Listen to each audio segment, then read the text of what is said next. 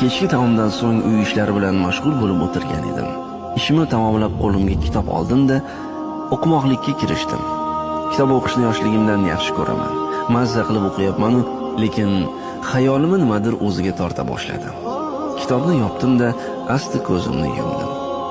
Nimaga bu holat meni chalg'itmoqda deb o'ylardim. Shunda anchadan beri ko'rishmay yurgan bir akamiz ko'zimni oldiga keldilar. Hozirda ishsiz bo'lib tirikchilikda ancha qiynalib qolgan edilar. Bir borib xabar olsam dedim. Ko'zimni ochdimda, uydagilarga qani ketdik, ko'chada aylanib kelamiz deb o'zim ham kiyina boshladim. Mashinamda ketyapman, nima olib borish haqida o'ylardim.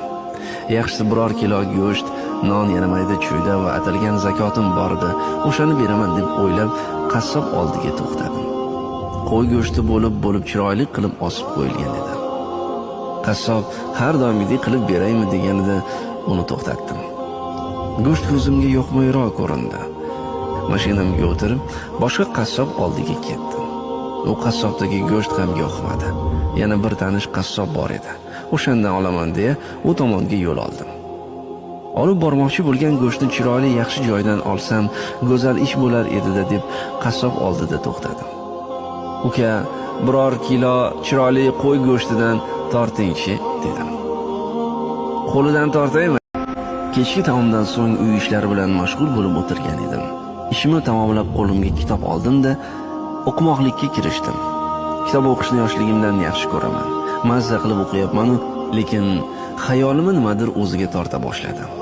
Kitobni yopdim-da, asta ko'zimni yumdim. Nimaga bu holat meni chalg'itmoqda deb o'ylardim.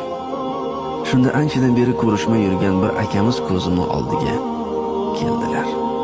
Hozirda ishsiz bo'lib tirikchilikda ancha qiynalib qolgan edilar. Bir borib xabar olsam dedim. Ko'zimni ochdimda, uydagilarga qani ketdik, ko'chada aylanib kelamiz deb o'zim ham kiyina boshladim. Mashinamda ketyapman, nima olib borish haqida o'ylardim. Yaxshisi biror kilo go'sht, non, yana mayda chuyda va atalgan zakotim bor edi, o'shani beraman deb o'ylab qassob oldiga to'xtadim. Qo'y go'shti bo'lib chiroyli qilib osib qo'yilgan edi. Qassob har doimgidek qilib beraymi deganida uni to'xtatdim. Go'sht ko'zimga yoqmayroq ko'rindi. Mashinamga o'tirib, boshqa qassob oldiga ketdim. U qassobdagi go'sht ham yoqmadi.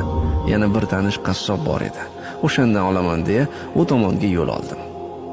Olib bormoqchi bo'lgan go'shtni chiroyli yaxshi joydan olsam, go'zal ish bo'lar edi-da deb qassob oldida to'xtadim. Uka, biror kilo chiroyli qo'y go'shtidan tortingchi dedim.